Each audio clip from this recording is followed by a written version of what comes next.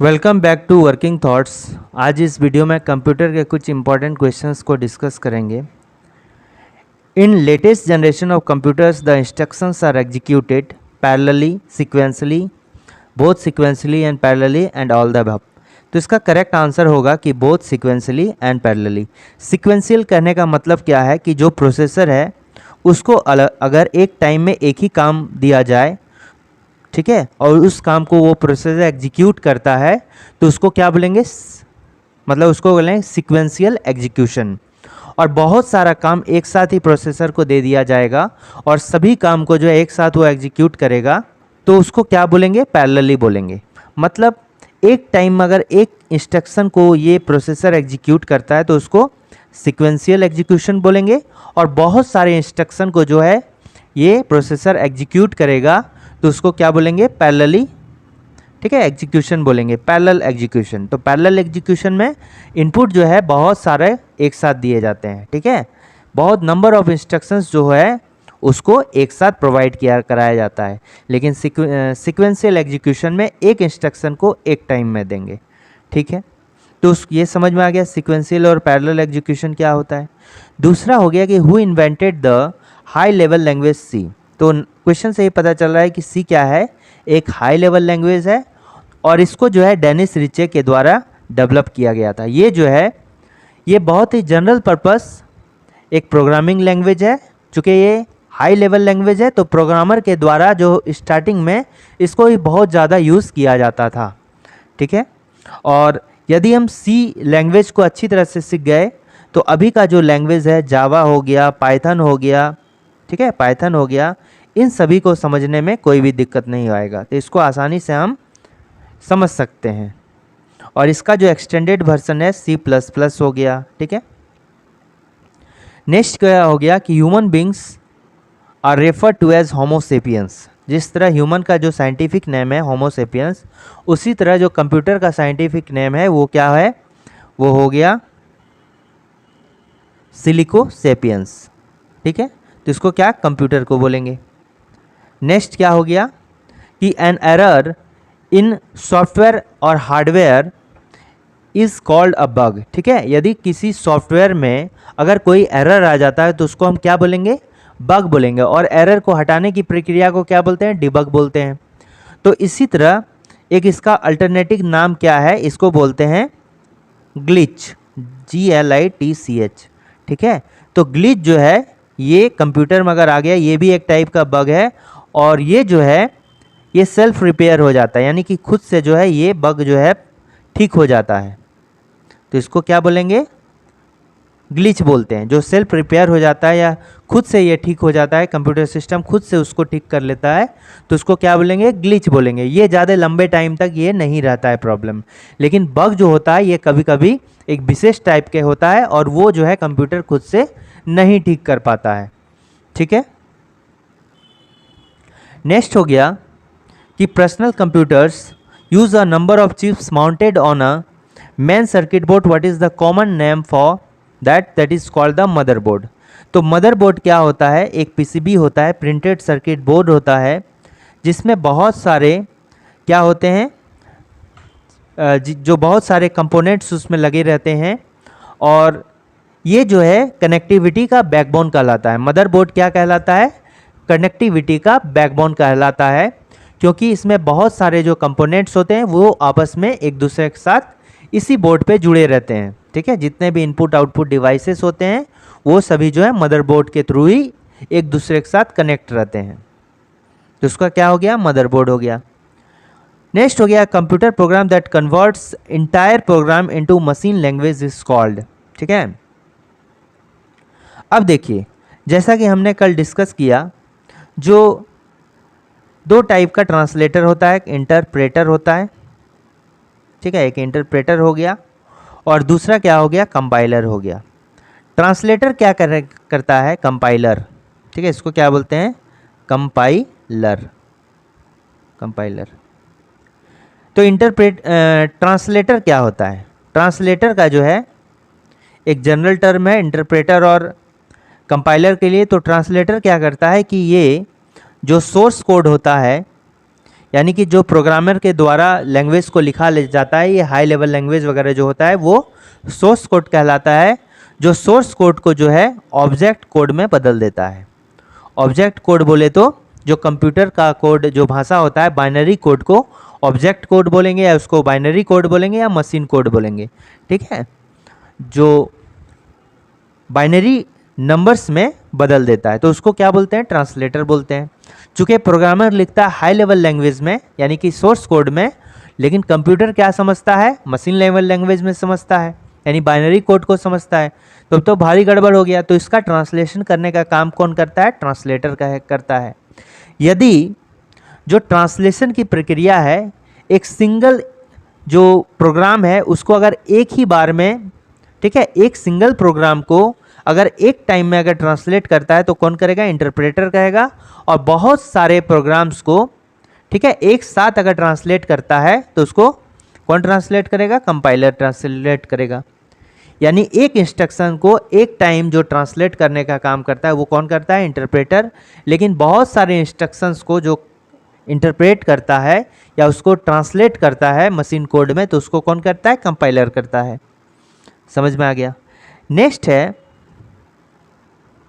तो इसका सही आंसर क्या हो जाएगा, जो converts an entire program into machine, entire program को तो ये कौन करेगा, कंपाइलर करेगा। लेकिन एक सिंगल प्रोग्राम को अगर करेगा तो कौन करेगा, ये इंटरप्रेटर करेगा। नेक्स्ट क्या हो गया, ए fault in computer program which prevents it from working correctly. तो बग क्या चीज़ होता है, बग एक सॉफ्टवेयर का फॉल्ट होता है जो कंप्यूटर को सही टाइप से एग्जीक्यूशन करने में जो है मदद नहीं करता है, ठीक है, तो उसको क्या बोलेंगे, बग कहेंगे। बूट का अर्थ क्या होता है, बूटिंग मतलब कंप्यूटर के स्टार्ट होने की प्रक्रिया को, जब कंप्यूटर स्टार्ट होता है तो उस प्रक्रिया को जो क्या बोलते हैं, बूटिंग बोलते हैं। बूटिंग जो है दो टाइप का होता है, एक वार्म बूटिंग और दूसरा कोल्ड बूटिंग।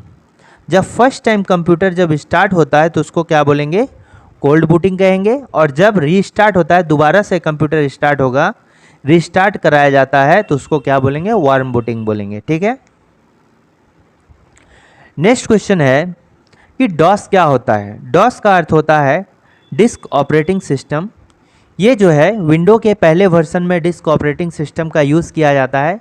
नाम से पता चलता है कि डिस्क ऑपरेटिंग सिस्टम जो होता है ये डिस्क से बहुत कनेक्शन होता था इसका, ठीक है। इसको डायरेक्टली इस ऑपरेटिंग सिस्टम को हार्ड डिस्क में या कहीं भी स्टोर किया जा सकता था, ठीक है। तो एक्चुअली में डिस्क, हार्ड डिस्क क्या होता है, डिस्क ऑपरेटिंग सिस्टम क्या होता है कि ये विंडोज़ के पहले जिस ऑपरेटिंग सिस्टम का हम यूज़ करते थे वो डिस्क ऑपरेटिंग सिस्टम कहलाता। और ये इसका एक फीचर क्या होता है, ये ये क्या होता है, सिंगल यूज़र होता है, ठीक है, सिंगल यूज़र फ्रेंडली होता है। सिंगल यूज़र फ्रेंडली कहने का मतलब क्या हो गया, ये जो है ये ऑपरेटिंग सिस्टम एक टाइम में एक ही वर्क को जो है एग्जीक्यूट करेगा, एक टाइम में एक ही प्रोग्राम को एग्जीक्यूट करने की क्षमता रखता है ये ऑपरेटिंग सिस्टम, ठीक है। और ये जैसे GUI ग्राफिकल यूज़र इंटरफेस, ये सभी फैसिलिटी जो है इसमें नहीं आता है, ठीक है। तो विंडोज़ वर्जन के जो विंडो ऑपरेटिंग सिस्टम है उसके पहले जिस ऑपरेटिंग सिस्टम का यूज़ किया जाता था ये डॉस होता था। चूँकि डॉस जो होता है इसके अंदर क्या है कि बहुत ही बहुत ही ज़्यादा जो है फीचर्स होते थे, ठीक है। डॉस के अंदर बहुत ही ज़्यादा फीचर्स होता था जो इसको बहुत यूज़फुल बनाए रखा, लेकिन टाइम के चेंज होने के कारण इसको जो है काफ़ी बदल दिया गया।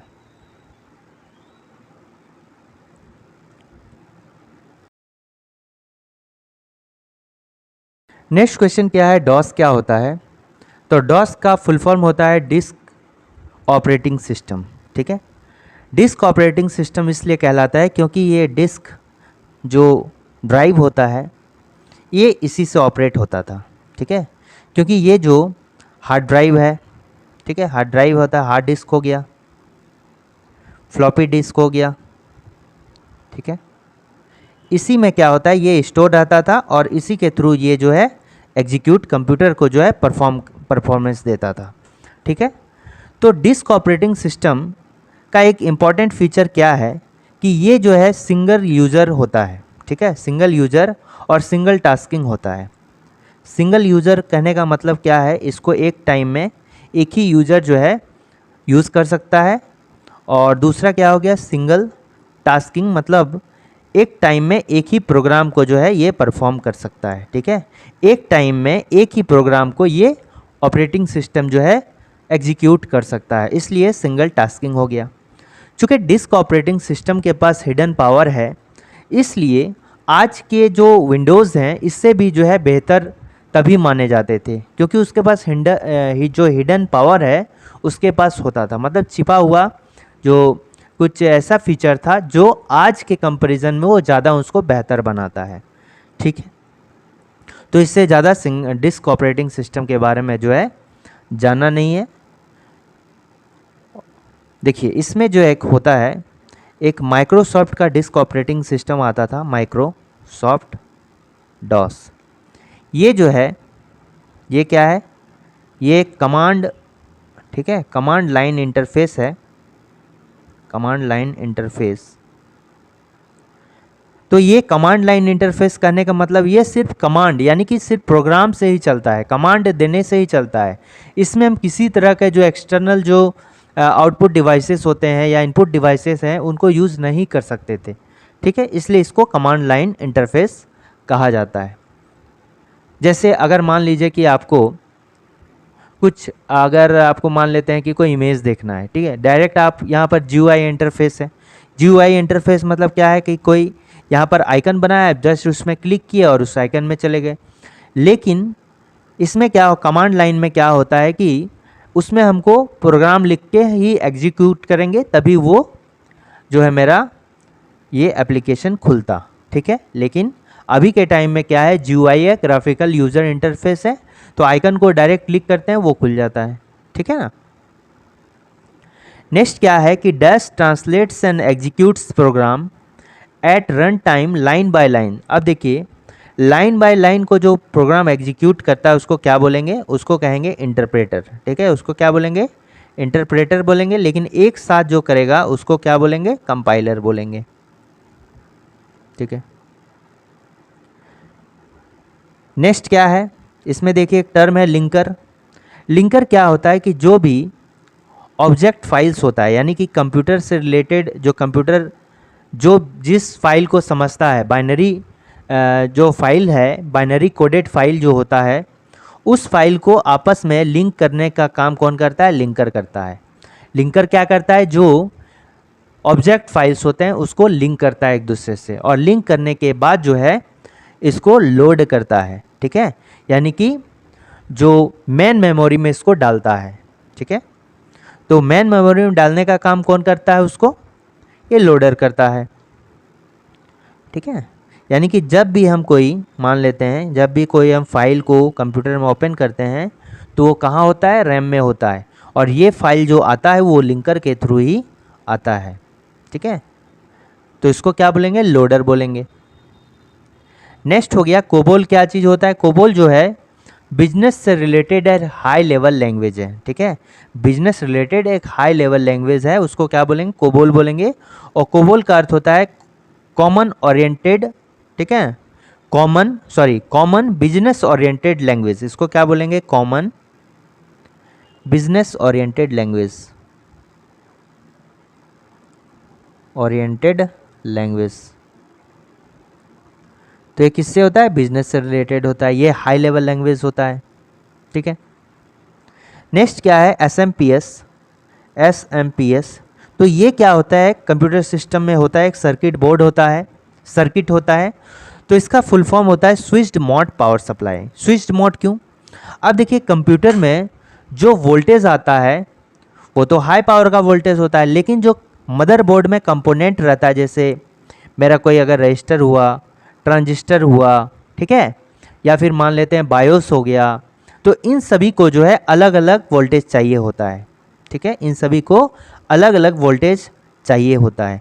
तो किसको कितना वोल्टेज स्विच करना है, मतलब डालना है उसमें, तो ये काम कौन करता है, ये SMPS करता है, स्विच्ड मोड पावर सप्लाई। इसीलिए स्विच्ड मोड बोला गया है, क्योंकि अलग अलग कंपोनेंट के लिए अलग अलग पावर की आवश्यकता होती है। तो ये अलग अलग कंपोनेंट को अलग अलग पावर देने का काम कौन करता है, SMPS करता है कंप्यूटर में। ठीक है, दूसरा हो गया बायोस। क्या होता है, बायोस होता है बेसिक इनपुट आउटपुट सॉफ्टवेयर, ठीक है, या system, basic input output system, option number A.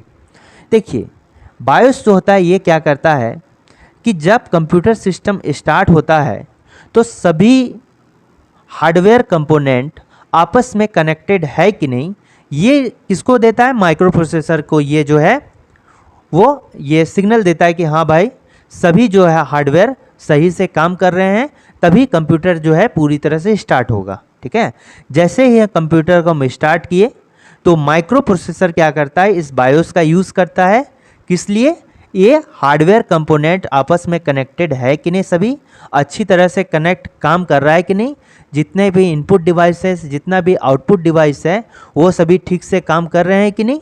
अगर सभी कोई ठीक से काम करेगा तभी माइक्रो प्रोसेसर जो है कंप्यूटर को पूरी तरह स्टार्ट होने देगा। ठीक है, तो बायोस का ही काम है कि जब कंप्यूटर स्टार्ट होगा तब ये क्या करेगा, ये देखेगा कि सभी कंपोनेंट जो है कंप्यूटर में या जितने भी इनपुट आउटपुट डिवाइसेस हैं सही तरह से काम कर रहा है कि नहीं कर रहा है। ठीक है, अब दूसरा काम ये क्या करता है कि डेटा फ्लो का काम करता है। ऑपरेटिंग सिस्टम और कंपोनेंट के बीच में जो है ये डेटा फ्लो का काम करता है। ये देखता है कि सही से डेटा जो है ऑपरेटिंग सिस्टम और जितने भी कंपोनेंट के बीच में सही से आदान प्रदान उनका हो रहा है कि नहीं। ठीक है, तो ये है बायोस। और बायोस क्या होता है, एक प्रोग्राम होता है। ठीक है, बायोस क्या होता है, एक प्रोग्राम होता है जो रोम के अंदर होता है। ठीक है, अब देखिए dash is the key when you use to run the selected command. मान लेते हैं कि किसी पर्टिकुलर चीज़ को हम सेलेक्ट किए हैं, अब उसको जो है रन कराना है। ठीक है, किसी प्रोग्राम को सेलेक्ट कर लिए, उसको रन कराने के लिए हमको किस बटन को दाबना होगा, एंटर बटन को, तभी वो आगे प्रोसेस करेगा। तो उसको क्या बोलेंगे, एंटर बोलेंगे। नेक्स्ट क्या हो गया, dash is the function keys to save as box. तो हम क्या करते हैं, सेव करने के लिए क्या किया जाता है, to display save as box. तो इसका करेक्ट आंसर कौन सा होगा, F5 से क्या करते हैं हम, रिफ्रेश करते हैं। ठीक है, रिफ्रेश करने का जो काम है वो F5 कहलाता है। F2 से क्या करते हैं, रीनेम करते हैं। और F6 से जो है सेव किया जाता है। नेक्स्ट क्वेश्चन क्या है, the primary function of the dash is to set up the hardware and load and start an operating system. तो ये कौन करता है, ये करता है BIOS, basic input output system. ठीक है, नेक्स्ट है कि dash components computer software design to operate the computer hardware and to provide platform for running application software. तो उसको क्या बोलेंगे, ये हो गया सिस्टम सॉफ्टवेयर। ठीक है, सिस्टम सॉफ्टवेयर। तो OS भी क्या होता है, एक सिस्टम सॉफ्टवेयर है। ठीक है, ठीक है, नेक्स्ट है servers are computers that provide resources to other computers connected to a dash, मतलब कंप्यूटर टू अ नेटवर्क। ठीक है, तो सर्वर्स क्या होता है, जैसे मान लेते हैं ये सर्वर है, मतलब ये भी एक कंप्यूटर ही है और इससे बहुत सारे जो है कंप्यूटर कनेक्ट हैं। ठीक है, अब मेन डेटा जो है इसमें अवेलेबल है। अब ये क्या होता है, ये सभी कंप्यूटर जो है डेटा यहीं से लेते हैं। ठीक है, इन सभी डेटा का जो है मेन स्टोरेज डिवाइस कहाँ पर है, इसके पास है। ठीक है, सभी का, इसलिए इसको बोलते हैं सर्वर। तो सर्वर क्या होता है, एक कंप्यूटर है that provide resources to other computers. मतलब अगर इसको मान लीजिए कि कोई इनपुट डिवाइस चाहिए, ठीक है, मान लेते हैं कोई इनपुट डिवाइस चाहिए, तो ये जो है इसी में इनपुट डिवाइस बहुत सारा लगा रहता है। ठीक है, तो ये जो है कंप्यूटर इसी का इनपुट डिवाइस भी यूज़ कर सकता है। ठीक है, तो रिसोर्स हो सकता है, तो कुछ भी रिसोर्स हो सकता है। ठीक है, उसका मेमोरी भी रिसोर्स होगा, उसका जो प्रोसेसर होगा वो भी रिसोर्सेस होगा।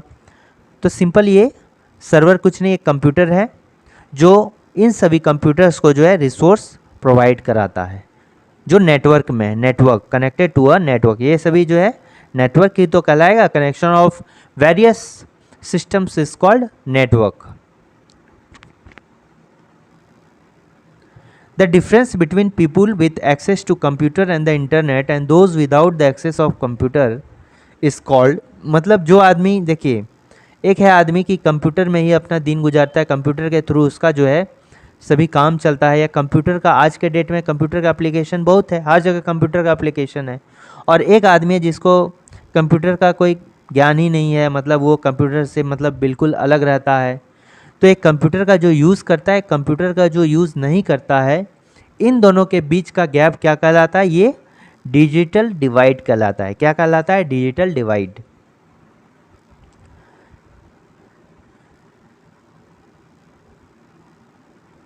ये एक ही क्वेश्चन रिपीट हो गया है। नेक्स्ट क्वेश्चन है codes consisting of lines of varying width और लेंथ्स, ठीक है, that are computer readable are known as, क्या बोलेंगे इसको? बारकोड बोलेंगे। तो बारकोड क्या होता है? इस तरह डिफरेंट लेंथ का जो है पैरेलल लाइंस होता है, ठीक है, और ये इसके अंदर जो है क्या है कि जनरली कुछ इन्फॉर्मेशन रहता है जो कंप्यूटर रीड करेगा, किसके थ्रू? बार कोड रीडर के थ्रू, ठीक है, बार कोड रीडर, इसको क्या बोलेंगे? बारकोड बोलेंगे, इस तरह पैरेलल लाइंस को। और जो इसको रीड करता है इसके अंदर के इन्फॉर्मेशन को, उसको क्या बोलेंगे? Barcode reader.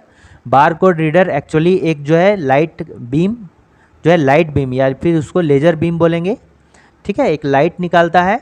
वो लाइट जब इस पर पड़ता है, इस लाइंस पर, तो ये क्या होता है कि जो भी इसके अंदर डेटा रहता है वो एक्सेस कर लेता है ये बारकोड रीडर, और कंप्यूटर में जो है आउटपुट शो करता है। इसके अंदर जनरली जो है किसी भी प्रोडक्ट का प्राइस है, उसका जो कब वो एक्सपायर हो रहा है, कब मैन्युफैक्चरिंग है, वो कौन कंपनी बनाई है, इस तरह के डेटा जो है वो प्रोवाइड कराता है, ठीक है। इसके अलावा एक होता है क्यूआर कोड। क्यूआर कोड का अर्थ होता है क्विक रिस्पांस कोड, और ये जो है 2 डायमेंशनल होता है, ये सिंगल डायमेंशनल होता है, और क्यूआर कोड जो होता है 2 डायमेंशनल होता है। इसमें अधिक इन्फॉर्मेशन को जो है क्यूआर कोड में अधिक इन्फॉर्मेशन को जो हम सेव करके रख सकते हैं, ठीक है। तो ये इंपॉर्टेंट 20 क्वेश्चंस थे, एक्चुअल में 19 क्वेश्चन ही है, एक रिपीट हो गया। तो अगर वीडियो अच्छा लगा तो लाइक, शेयर और सब्सक्राइब करना नहीं भूलिएगा। Thanks for watching working.